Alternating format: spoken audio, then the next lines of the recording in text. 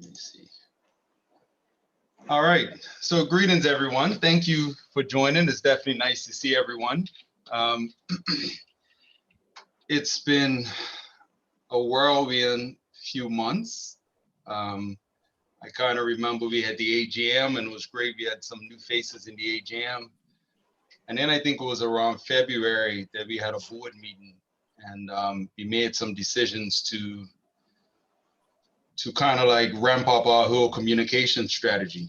And it looks like that's kind of worked out in spades. So we've had a real big impact, and now we're being contacted by all sorts of people to get involved in a lot of things. So I said, okay, here's the perfect opportunity to get everybody around the table and just share a bit about what's going on. But I guess most importantly, we went through a structural change some years ago. So we do have an executive board. The idea is that the board focuses on governance and compliance and just kind of like strategy and vision.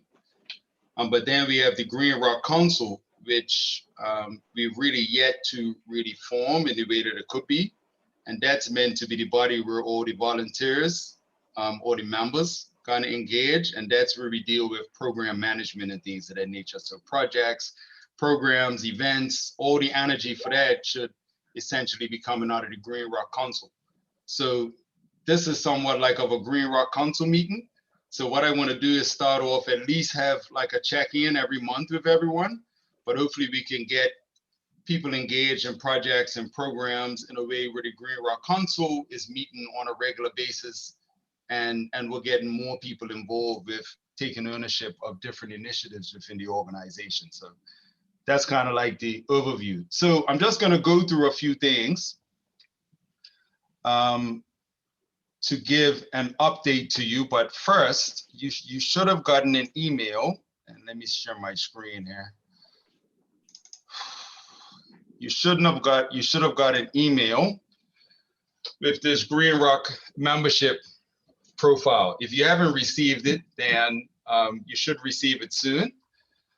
But basically, in an effort, we just want to be able to show our appreciation for all the members on the website. We've been doing some updates to the website. So we have like the board members, administrators, we have some of the youth council members that are on the website, but we want to also be able to feature our members as well. So we put just a few questions rather than just having a traditional bio with members. We thought like, why don't we just ask a few questions that are relevant to our mission and then get everyone to upload a headshot.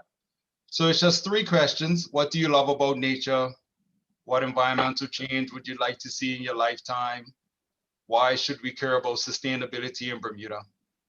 And down here is just a long list of, I guess, different ways that you can get involved in the organization. So here you can just click any one or any number of these checkboxes just to give us an idea about how you would like to participate in what we're doing. And if for some reason you don't find anything on the list, you can kind of like write your own ideas down here. And then just down the bottom, you would just click add file, and you will be able to upload a file from your computer. So if you don't have a headshot, get someone, just take a nice one of you, you know, or if you need some help, just let us know and we can try to help you with getting a nice headshot that we can put on the website. So some people have kind of had no choice. They're already featured on the website, like Kamani. Him and Saleh and Christy and everyone who helped out with the Earth Hour campaign, they're kind of posted all over the website now. But I wanted to come here because I'm not sure if everyone's looked at this. We kind of went over this a bit at the AGM, but I just want to remind everyone here that we have this list of kind of key organizational roles. So it's something that you can look at, or if there's anybody who you know who is interested in getting involved in the organization, then you can just bring them to this page and they can get a sense of like what's going on within Greenrock and what our needs are, you know? So I don't want to read through all of this right now, but I just wanted to kind of give you an overview of like what's already going on. So we have someone, Matt Carr, agreed to represent us in the Bermuda Marine Debris Task Force, and that's been around since like 2011, and they kind of focus on marine based. and things of that nature. And the Environmental Coalition, I'm actually going to sit on that. We're looking for someone to be involved with that. But the idea is that you have representatives from all the environmental NGOs on the island, and we're able to like share and update each other with what we're doing. And it provides an opportunity to kind of network and collaborate on things that we have a shared interest in. So that's going on. Some of you may have attended the Green Building Forum. If you didn't manage to attend the Green Building Forum, you can actually find the last one we did. I'll just click here. You should, right here is on our YouTube channel, which is another thing that's been heavily populated over the last few months. But, you know, we did on the path to net zero was the focus of the last one. Our new board member, Chris Warboys, has kind of taken the lead on the GBF because he's an energy consultant. So it's been, sorry. What's that? You were trying to say something, Therese? Oh, okay. All right, yeah, I was saying Chris Warboys has taken the lead on that. He's an energy consultant, and the path to net zero was the last topic. The next one coming up is about energy efficiency and demand side management in buildings. And then that's on May 12th. And then on June 9th, I think, we're gonna have the RA come in. So the CEO of the RA is going to speak about our energy future and update everyone on the energy IRP. So those of you who were involved with Greenrock at time know about, let me go on to advocacy here and energy. So you would know about, and Stuart would know all about it, but the Bermuda Better Energy Plan. And so we did a lot of work that helped to shape the energy IRP in Bermuda. So now the focus is on, we have great targets that want to see us 100% renewable within the next 20 years or so. And how do we actually achieve that? So that's what we're actually working on with the Green Building Forum. We're having a lot of forums that kind of show how everyone in the community, the corporate community in particular, can get involved with making that shift, but also what we need to be doing at home. Because it's not just something that the government or the RA is going to do, it's something that we're all going to have to participate in to really make it work. So obviously Earth Hour happened last month. That was really great, spectacular in terms of the reach that we had with the Earth Hour campaign. I was just sending an email to some of our sponsors who were asking about the stats a bit. And let me just look this up just to give you an idea. Our YouTube ads had like 400,000 impressions and like about 150,000 views. The live broadcast had like about 1,000 live viewers, and we've had about 300 more views on demand since the live broadcast. Social media had a reach on Facebook for the Earth Hour campaign of almost 50,000 individual users, and we had almost 6,000 engagements on Facebook. 420 views for any videos that we put on Instagram. And unfortunately, we don't have any stats for what happened with the live TV, but we actually had the live broadcast that we did was on ZVM channel 82, and they also rebroadcasted it about a week later as well, but that went really well. Another thing that we're currently working on, let me look before I get to the Living Green Expo, is renewable energy advocacy. So we've been meeting with the RA monthly about, I think we have that on here, yeah. Again, it's really about how we put a comprehensive plan together. So we've been actually meeting with government officials, RA, and now we meet with the RA on a monthly basis.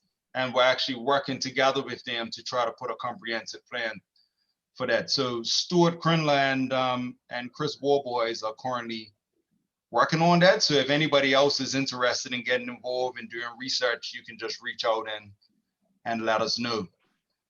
We have another program, and you'll see on the website now, we've made an update where we have, oops, wrong link, let me look. So we have energy under advocacy, but we also have plastic. So there's a comprehensive or a collaborative effort that's going on with several of the NGOs on the island. BEST is the one who kind of started the collaboration, and we've termed it Beyond Plastic. And the goal is to work together to engage community members, businesses, all the stakeholders and government, you know, everyone who's involved with what will be required to get single-use plastic bans in place on the island. The government has made a commitment to have that in place by next year, but what will that look like? And so we're doing independent research ourselves to come up with our plan, similar to what we did with the Bermuda Better Energy Plan, to say this is what we feel is best for Bermuda, and just put that out in the community and raise awareness around it and see if we can get government to buy into our recommendations. So Sophia Collis and Christina Collis are both involved in that as well from Greenrock. So if you're interested in that, you can reach out to any of us about that as well. And let me just go back to here. Now, the Living Green Expo. The Living Green Expo, unfortunately, is something that we've yet to be able to do. What we were doing annually when we did our Earth Hour celebrations is that we would always have like a small expo incorporated. Last year was meant to be the first year that we actually did a standalone expo, Living Green Expo. And like we did this year, we had scheduled it around World Environment Day. So this year was meant to be on June 5th. After last year, we had to postpone it for a year. But the idea with the Living Green Expo is that it just provides a platform for businesses in the green economy to showcase their sustainable and environmentally friendly products. So again, if I go on the website here, if I go on the events and go to Living Green Expo, this is kind of like the idea with the Living Green Expo. You know, we get everyone in the green economy together. People are able to meet each other, see who else is in the industry, forge collaborations, but it also provides an opportunity to, I guess, bring sustainable products and services to the forefront. A lot of people don't know about what's available, about things that they can do. A lot of people have ideas and they would like to make changes, but they don't necessarily know how. And this is a way of kind of getting everyone in the room together, and where those ideas can be shared and they can get more penetration within the community. So we were going to incorporate some athletic activities in it as well. The idea is that we'd have yoga in the morning, a 25K bike ride, a 5K run, and a walk. And all those things would end right at the venue where we had the expo. So we have plans to do this with Bedco and Dockyard. But again, it looks like that's going to be challenging for us to do outside this year. So that's where kind of like we need help from you guys in terms of how we reinvent it.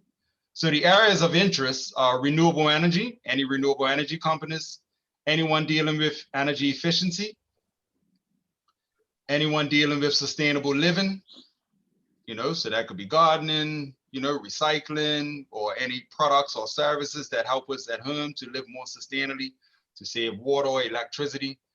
Anyone dealing with zero emission vehicles, electric cars, electric bikes, electric assisted bikes, like Stuart's new one that I posted in the group. And natural health and beauty items, you know, so there are a lot of businesses now that are promoting natural health and beauty products. So for example, Mia Chambray and her mom, they have a business, Cassine, and they focus on reef safe products. And then holistic health, anyone who's dealing with natural, traditional therapists, you know. So those are the areas of interest for the Living Green Expo. So let me stop this show right now so everyone can see. So with everything that's going on in the world right now, and the fact that we haven't been able to have events for over a year now, it definitely looks unlikely that we'll be able to do the Living Green Expo in the form that we had originally, planned to do it. So what we're thinking of is trying to do the event virtually. And the idea is that, like within Zoom, for example, and we may use Zoom or we could use another platform, but you can have private rooms. So say if Graham has a business, Steph's involved, Rosalind, you're involved, Christina, you would each, we would start off with everyone together, and then everyone would break out into private rooms. And the idea is that people can then say, okay, I would like to go and see Steph.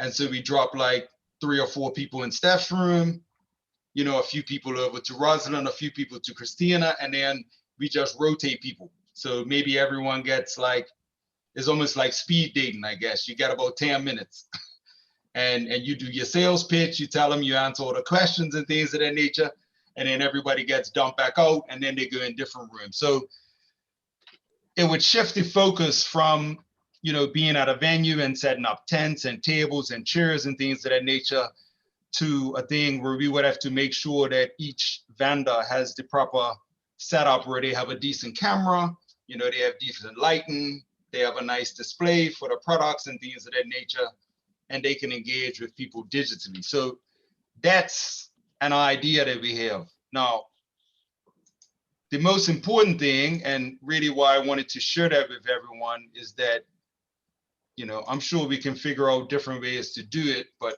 oops, let's see. That's not what I wanted to do. Here we go. Let me get back to the website. So for the Living Green Expo, we need like a registration manager, somebody who's going to drive participation. We need to, first of all, reach out and get all the vendors in the green economy involved. Somebody ideally who can help to focus on advertising, somebody who's going to deal with education and awareness, somebody who would deal with media or managing the update of the website, the registration platform, and things of that nature. And in the past, we used racedayworld.com because we had to run and to ride and things of that nature. And it was kind of like a nice platform that allowed us to, I can actually show you. I think it's on there. Is it still on there? Actually, you can click on the website one time and look at it, but it's a nice online platform that kind of incorporates everything. But we also need somebody who will be responsible for merchandise. Maybe that won't be such a big thing if we're doing it digitally. And also the site manager will be more like somebody who's managing all the technology. So if anyone is interested in helping with the Living Green Expo, we need to pull a team together to pull it off. It doesn't appear that it will be feasible to do it in June on World Environment Day. We're probably looking at later in the year, like around September or so to do it, but that's one thing that we can decide collectively. I just wanted to share that because that, like Earth Hour, it would be another like major public event. So, we're gonna have to do fundraising, it's the whole thing, it's gonna be required. So it's like Earth Hour all over again. But it's just focused around engaging vendors that deal with sustainable products and services. So any thoughts about the expo? I really like the idea of it being a physical thing, to be honest. So I'm like, just delay it and do it how you should do it. But that's just me. I'm a bit old-fashioned with technology. So I would love that, though. You do a run and you get to dockyards and then you get to see all these products and the people that make them and talk to them and stuff. Like it's awesome. Yeah, I think. Also, yeah. Okay, go ahead. I'm sorry. No, I actually agree with Steph. Partly because if all goes well and as per government's ambitions, But come September, we should be in a position to like have an event where people would be comfortable being outdoors. Mm-hmm. So I Yeah. guess we'd need to plan for both case scenarios. In the event we are outdoor, what happens? And in the event where we're in a lockdown, what happens as well? Right. That's just my view anyway. Obviously, you know, you've got your plan, but my initial view would be to try and make it in person. I think it's just awesome. You're going to get people like, yeah, I'm just going to go for a run. I'll just bolt on going and seeing this expo. So you just appeal to more people, I think. Someone's got to really want to actually log on and be involved and listen and do the virtual thing. Really kind of looking for information, I think, to do that. This is as tech as I've got. This is you sharing screens and things like, whoa, this is like blowing my mind. So and I know lots of people are used to this, but I'm not. So I'm definitely more old school. And yeah, you know, the hopes are, I mean, they've just done concerts in Liverpool with thousands of people and stuff. So, you know, the hopes are we can put something together that's still kind of respectful of what's happening, but, you know, outdoor, and the combination of people doing exercise as well, and, you know, going along the trails to get there. You know, you could have them, you could even, as the, you know, come in certain ways, you know, can you spot certain things on, you know, you get a prize if you've picked up certain things on the way in and stuff like that. Like, sorry, I know I'm taking you off tangent and you want a plan B. No, so that's fine. No, that's quiet. fine. I mean, what you're explaining is the original idea, because the 25K bike ride is from City Hall to the Clock Tower Mall, but you literally come from Hamilton. Once you get to Trimmingham Hill, you're on the trails all the way until you get to Mangrove Bay and Somerset. So you're just hopping on and off of trails all the way from town to Somerset, and then you ride through Somerset Village, go up a Watford Bridge, and then Dockyard. And we did it in 2019.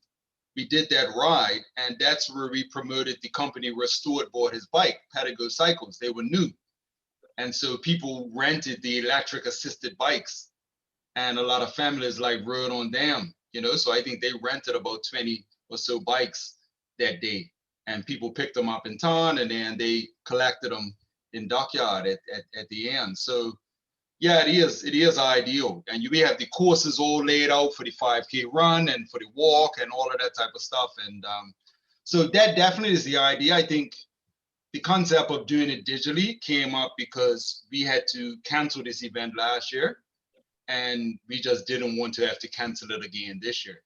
So I think as well, though, you're going to get, I'm not sure if this is, again, I don't do this often, but in terms of corporate sponsors and things, you know, reach out, say, hey, we've got this event in Dockyards, it's promoting sustainability. Obviously, you're going to have vendors and things there. Do you want to bung us some cash to help out with like refreshments and stuff like that? I feel like you're going to have way more buy-in and money to the event if that is part of the plan. We're doing it in person. So that would just be my sort of honest view, to try and do it in person and don't settle. But I mean, it's not going to cost you too much, not too much investment and things, doing it to do it for doing sake virtually and see what people get out of it. Right. But it's a harder sell. It is a harder sell for the end user doing it virtually.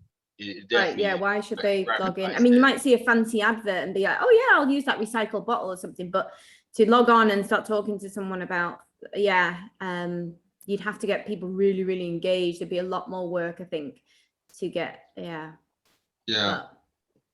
So it looks like Kamani and Steph are on the team to make sure that it's outside. So anybody else who wants to join. I wanted to add something. Oh, go ahead. Go ahead, Jane. So I was saying, I think I agree with Steph, because if it's virtual, the people who are more likely to get involved are people who are already convinced about sustainability and they're proactive about, you know, things like that. Whereas if it's not virtual, you get more people interested who were not initially, you know, involved. And even for the people who are showcasing their things, they're more likely to get new customers, and yeah, so I think delaying it and having it not be virtual will probably be more beneficial in the long term, but it's okay to have a backup plan as well. Yeah. Right. You were gonna say something, Therese? I was just going to agree with Steph as well. I always would rather do something in person or get out in the community than sit in Oh, front wouldn't of we a all computer. love it? Wouldn't we all love it? Oh my dear. It's coming. And It's I- happening. And And I do think, you know, if you're going to postpone it to when September. you're thinking September, I Yep. think that's a great time of year. I think, you know, after the summer, everybody, I think it'll be safe. I really do, because we should be able to And- do it. The expo outdoors. Okay. And Yeah. truth be told, I think everybody can't wait to be outside, right? Like in terms of once it's safe, I'm sure everybody would want to enjoy the outdoors just like it was pre-COVID. Mhm. I think it Yeah, would be yeah. a safe option to have a plan A and a plan B though. So to Yeah. plan for it to be outside and to have those people in place, but to also have that plan B just in case you can't do it. Because I would hate to have the whole event canceled and then no one gets exposure to any of this. Yeah, that's especially if there's the a idea. hurricane, we need to be Yeah, able yeah. to flip it. If there's a hurricane and we're like devoed and literally, you know, for 2 weeks, still need to go ahead with the expo. Yeah. So yeah, I mean, the original plan involves live entertainment and, you know, healthy food vendors. So it's really an outing, you know. So Yeah. really the original format is you come up, you enjoy music, you enjoy nice food, you know, you walk around Dockyard. It's, you know, it's an outing for the whole day, you know. So so that's the idea, you know. So yeah, all right. Well, that's good feedback. Well, the key thing is, if you're interested, then, you know, I'm got Kamani and Steph already, you know. I see Steph's eyes. I see Steph's Signed eyes. up for now. But no, but that's the key Definitely count thing. me in.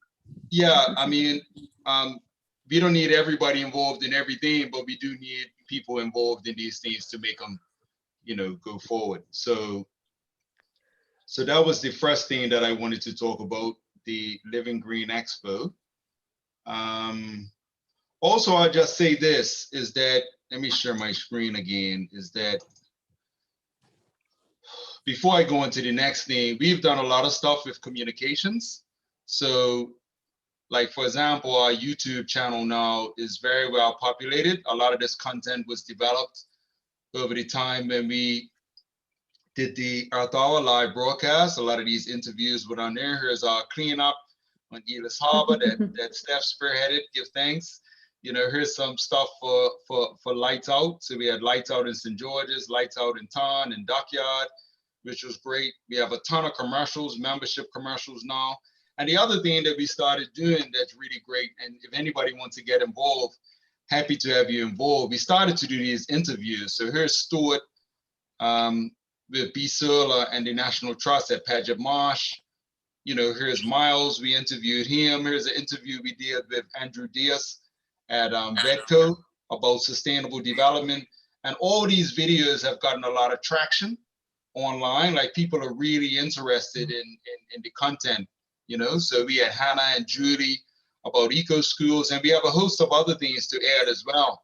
But, you know, unfortunately, the latest measures kind of got in the way of us doing more interviews with government about the electric buses and electric cars and the solar that they're doing. And so, but anyway, if you're interested in communications, we have that. We also have the newsletter that we haven't done in some time. And we're set to have the first episode come out next month. So Carla Zool, who's been helping with PR and social media, has taken responsibility for writing and putting it together. But if anybody likes photography, you know, videography, or writing or things of that nature, then you can join the team and be a part of that. But our social media, I guess, status has grown a lot recently. You know, we have a lot more posts that are going out about things that we're doing, which is great. We've had a lot of engagement in that regard, you know. I don't know what all this is. And I wanted to show this. This was our reach on Facebook recently. And if you go through here, you can see how the numbers increased. This was for Earth Hour. So it looks like we got up at the peak of it to, you know, almost 7,000. And then this was our campaign around Earth Day, where it spiked up again. So we've had a lot of traffic on social media. That's so interesting. Yeah. And we've also made a lot of updates to the site. So we're actually in the process of officially adopting the Bermuda Clean Air Coalition as part of Greenrock. So there are a number of members of the Clean Air Coalition that are already members of Greenrock, and more of their steering committee is getting involved. But we're going to adopt them, and they will be included under advocacy for clean air. You know, so also, if you're interested in helping with the website, we've done a lot of stuff about updating the website. We have more projects to list here. We're separated out the events. Now we have a media page. We're getting a widget set up now that would link right to our Instagram page. This is just kind of like a sample, but this is, you know, this would link directly to our Instagram page to be able to show our photos. And then our videos page links directly to our YouTube channel, you know, to get videos. So if you're interested in helping with the website, you can do that as well. So now the last thing I would talk about, I sent out the message to everyone because I had reached out to Vandana Shiva. So I don't know how many of you had a chance to look at the trailer to her documentary, but she's a force of nature. And really amazing work that she's been doing. And she's single-handedly taken on, I guess, global monopolists and the 1%. And it's like, it's just become this global phenomenon that is having a huge impact in driving, I guess, sustainable community development. So her focus has been farming, because that was one of the major issues in India, where the globalization of the food industry was having a direct impact on community farmers in India. And when Monsanto started promoting their GMO seeds and telling the farmers that to use their seeds because they wouldn't need, right, as much pesticides, then that's when farmers started to fall into the trap, because what happens with their seeds, they don't reproduce seed. So once you buy into their process, then your crops don't produce seeds anymore. So now every year you have to buy more seed. And what happened with the farmers, they actually ended up having to use more pesticides for the GMO seeds than to the seeds that they were using originally. So it was almost like if Christina, Teresa, and I are farmers, and Graham, I would say, oh, I'll try it out, because if it doesn't work out, I'll just get some seeds from Graham. And Graham might say, oh yeah, I just get some seeds from Christina. And Therese might say, oh yeah, Steph will probably have some seeds. I can get some from her. And then afterwards, all of us realized that we all bought the GMO seeds. So none of us had seeds. So anyway, Vandana Shiva's been promoting like seed banks and also all the chemicalization. It's interesting that they actually called it the Green Revolution. But the Green Revolution was actually the chemicalization of the agriculture industry, or the industrialization of it, which involved a lot of chemicals.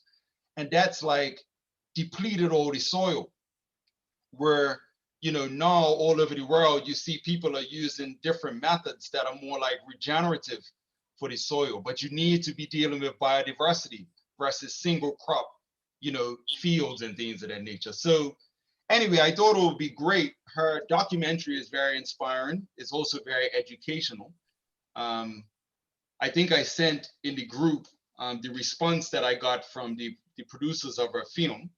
So we can actually get the rights to show the film for like $200 to $500. I know, that was ridiculous. That's awesome. Yeah. I'll Yeah, buy so it. that's really like awesome, like, you know, and then we can show the film here. So basically, I'm just trying to find out who might be interested in helping to organize something like that where we can do screenings. I know Hannah was like, oh, we can show that at BUEI, but I guess we, once BUEI is able to be back open and showing films, we can definitely do that.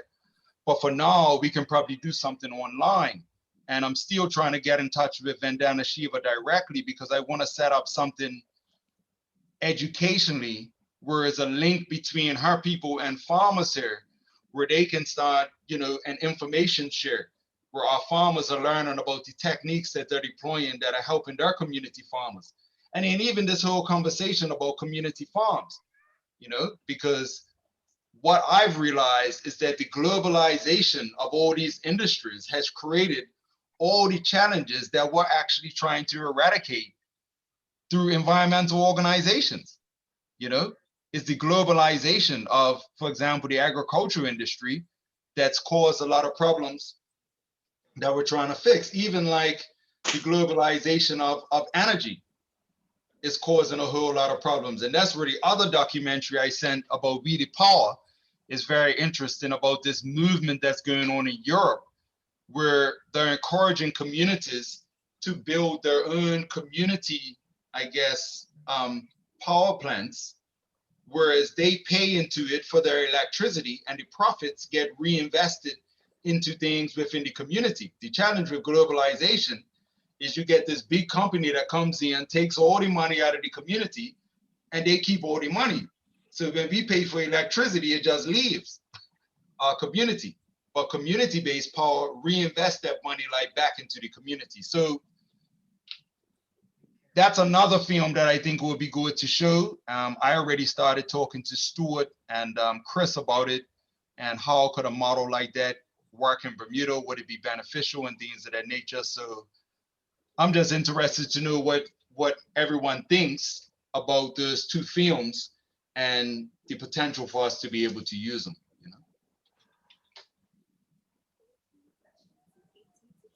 Yeah, we got to show the Vandana Shiva film. That was too good.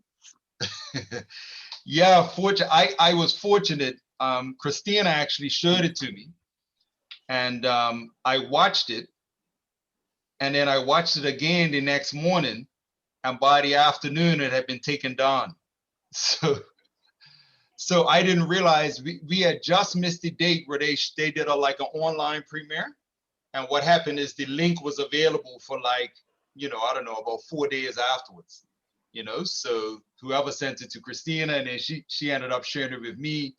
I put it in the chat group, but unfortunately, I think by the time you guys saw it, the whole film link had been taken down, but yeah.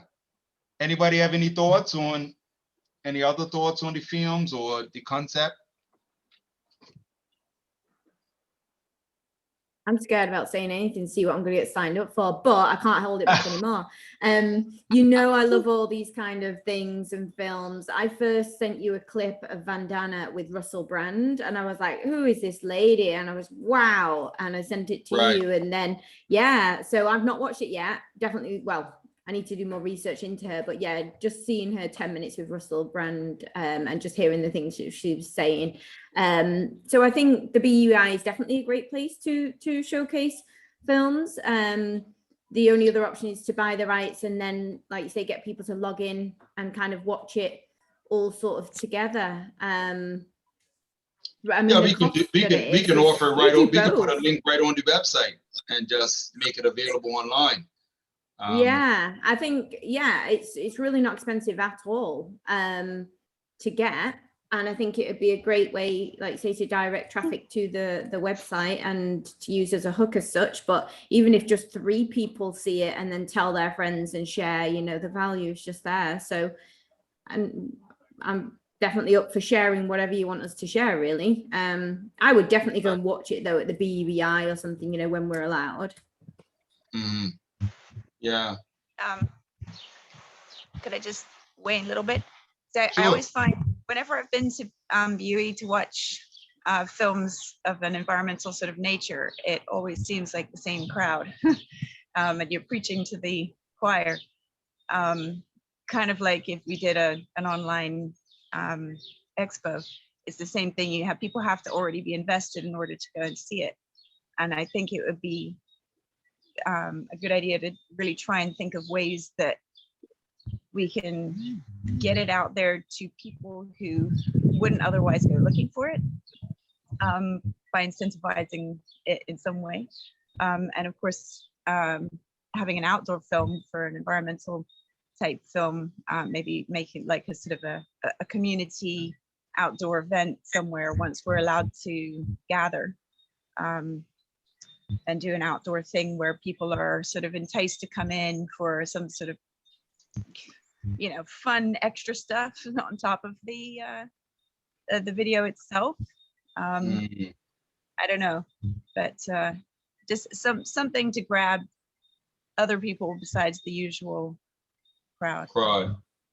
Right. Yeah. Yeah, I'm quite persuasive, to be honest, and I'm always telling people like, you have to watch this, just have to watch it, and I just bug them until they watch it, and then they're like, thank you so much. And then yeah, I'm just going to talk about My Octopus Teacher. Has anybody seen that? I got sold by Steph, so I've seen it. And you cried, didn't you? I did. Now you're sharing all my secrets now, Steph. It's beautiful. So I think, yeah, I think we can, I think it's probably easier to have it as like a free link that you send to someone, be like, okay, do yourself a favor, read this, like whatever, or listen to it in the car or something like that.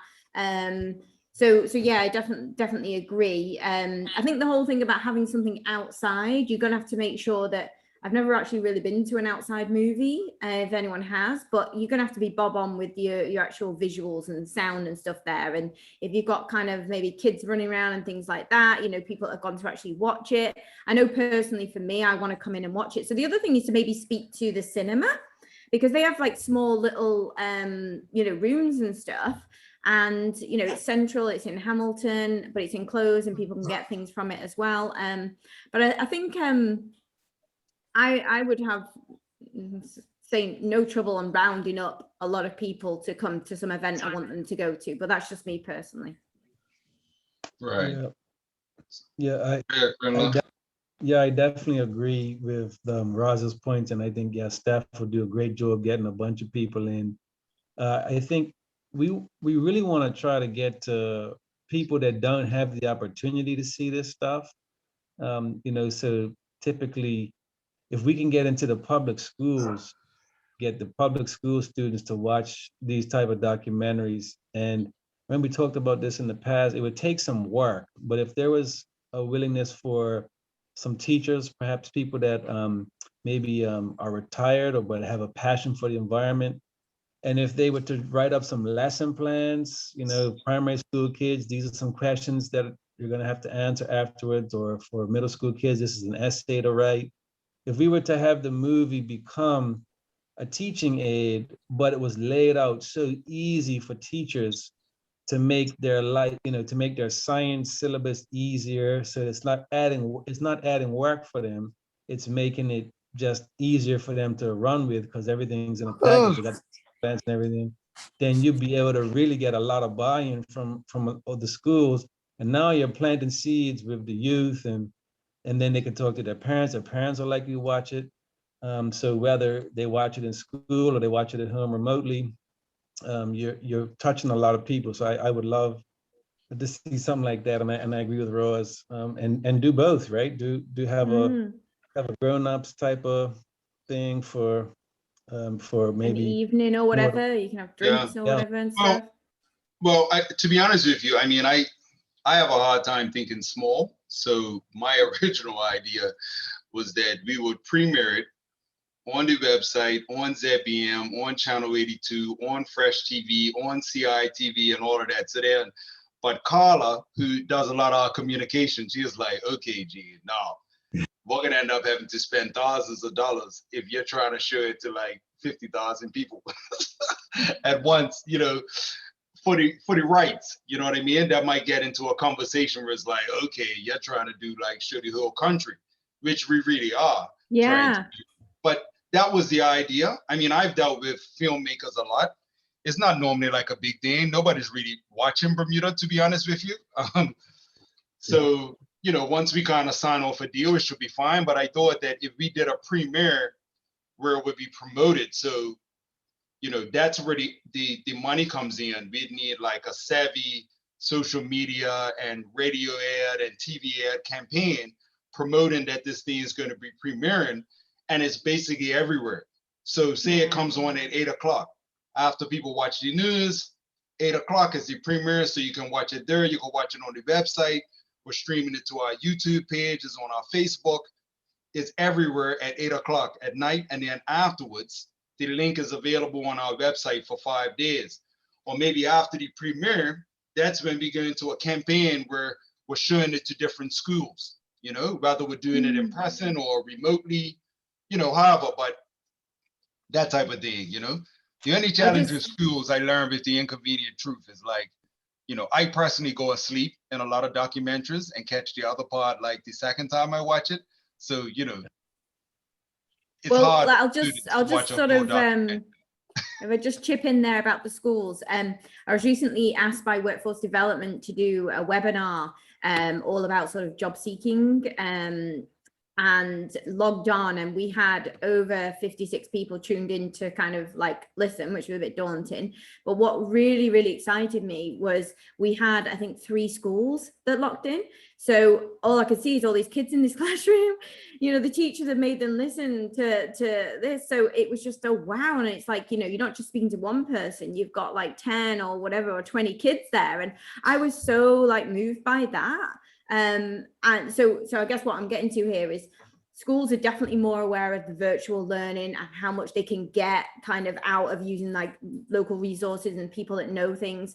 And they're already buying into this, and Workforce Development, again, they're already in touch with the teachers, and people already have platforms for this. So I think it will definitely be easy to get to the teachers and to find those teachers that teach these kind of subjects, you sort of science teachers and what have you, and get them to sort of buy in, or even if they just record the session and then they show it in the class. But that all ties in that what you're saying, to use it as an educational tool, Stuart, as well.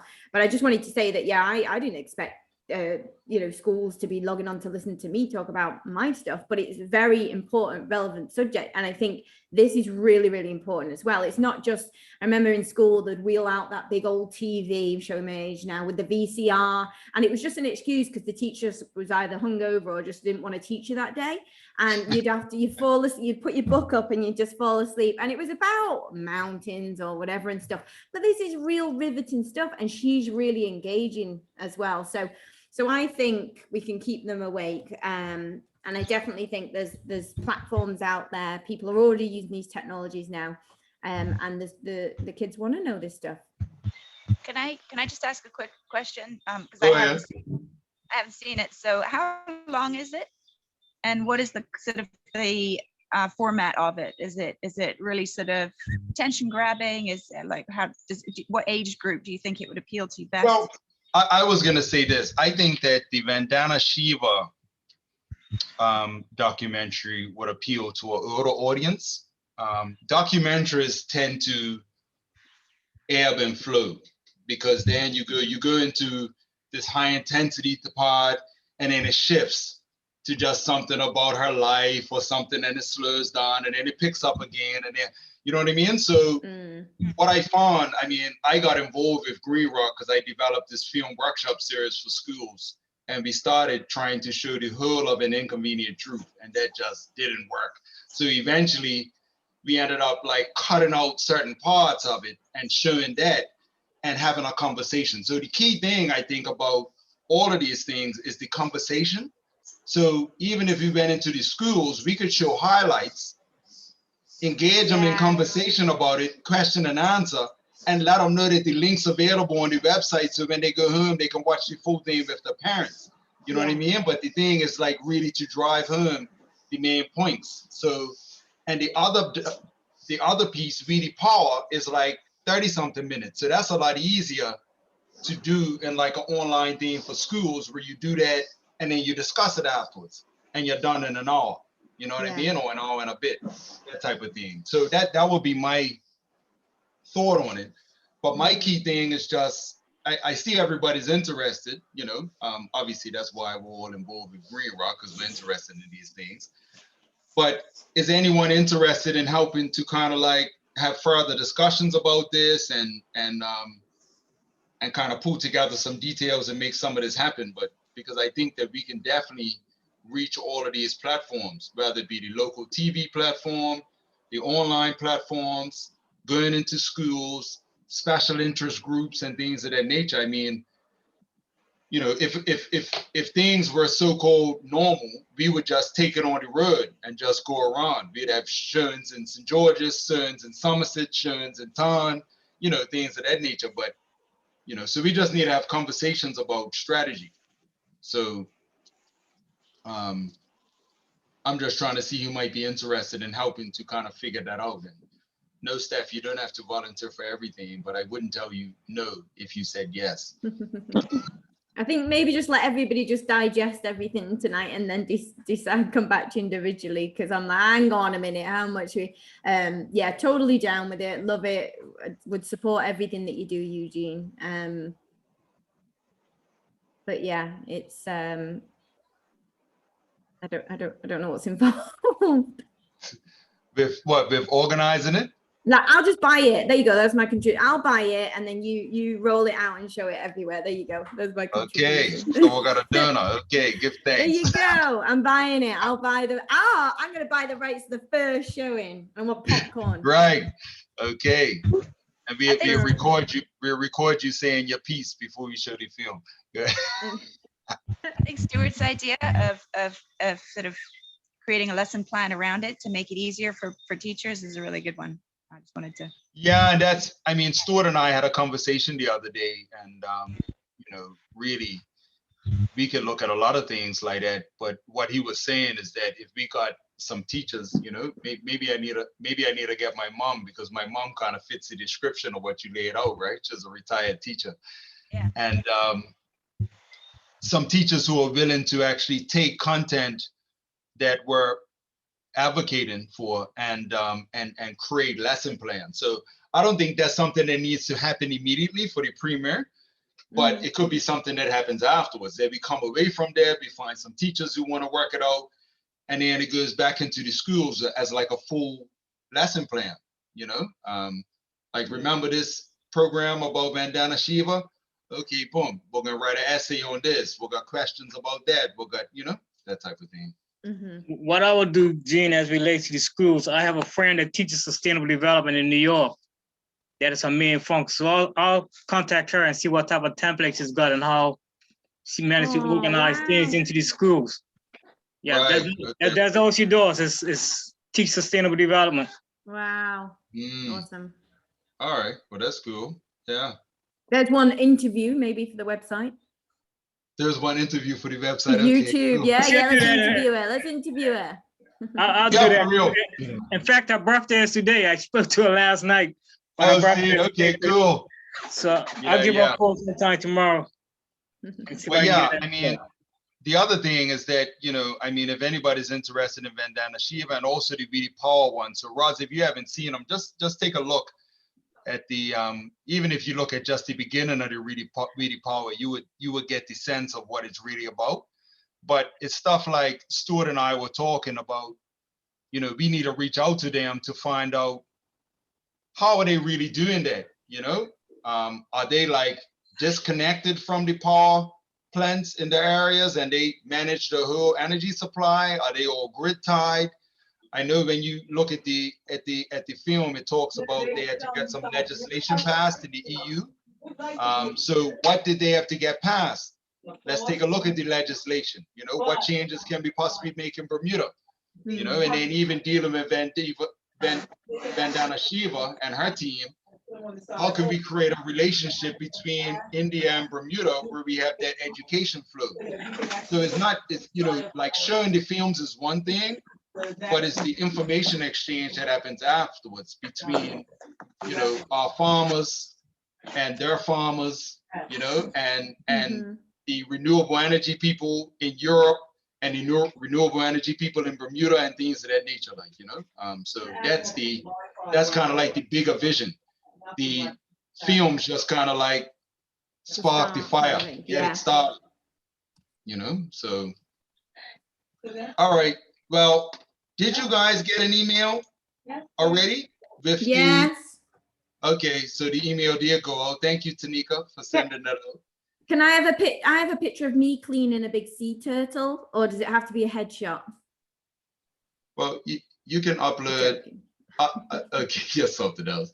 We do want to get a headshot, but maybe I can change it to 2 pictures. So if you want to upload a second picture, you can upload another one as well. Or you could just email it to us, the other pictures. I think the form would only let you upload 1, you know. But yeah, no, that's cool. All right, well, it's 8:01. Does anybody have any other questions or?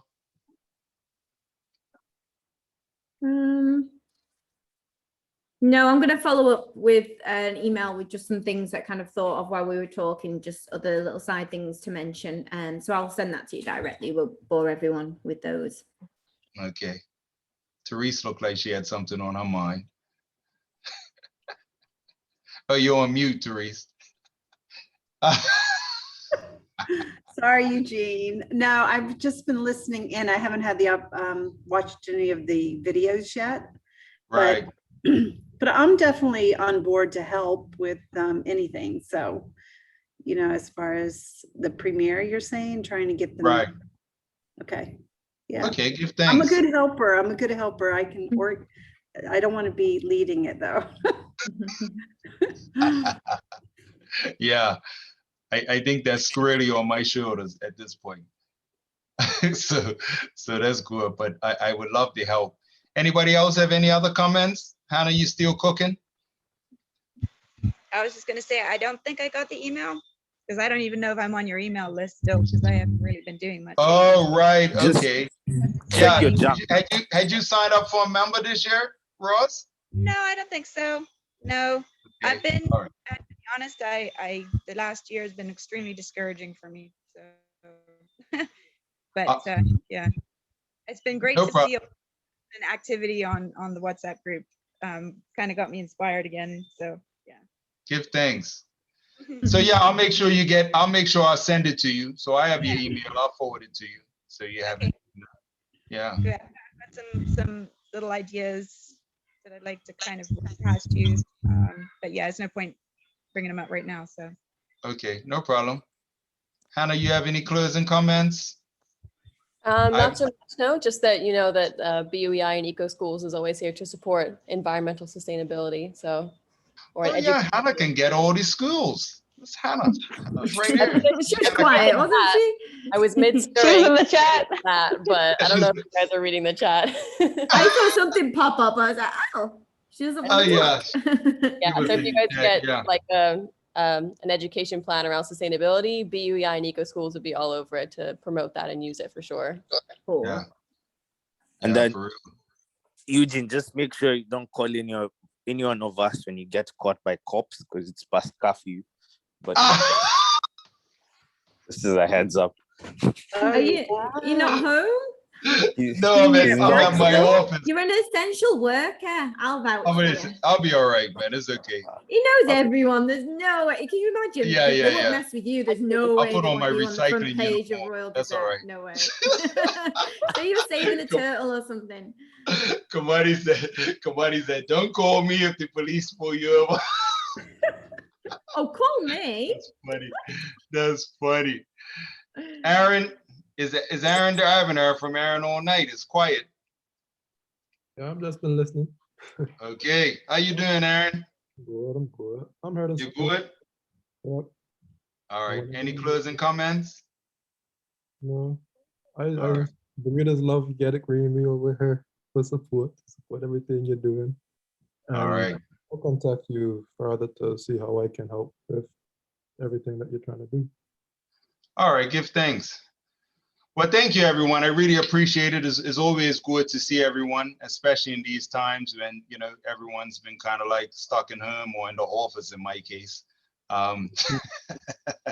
It's nice to see beautiful smiling faces. Stuart's got his Greenrock shirt on now. It's got clothes on. Is this your like second outfit change? It's like the Oscars. I think it's important to say, Eugene, a massive tip of the hat to you, right? Because a lot of us got burnt out on the Better Energy Plan. It was a great victory for humanity. But the way that you stuck with the youth, and now, you know, they're growing up but still involved, and the way you've gotten the traction on social media and are re-energizing and revitalizing things, putting in countless hours, you know, and it's infectious and it's contagious, and you've brought in such a great new energy and a good team. I think we have to really pay a lot of homage and kudos to you. So really well done. Thank you very much. Oh, much appreciated, man. Yeah, give thanks. Yeah. It's nice to have everyone involved. It is very good to have so much positive support around the table, and it's very nice to see the progress happening. I think Stuart's after another free T-shirt there. Brownie points. My kids, right? Did you have something to say, Christina?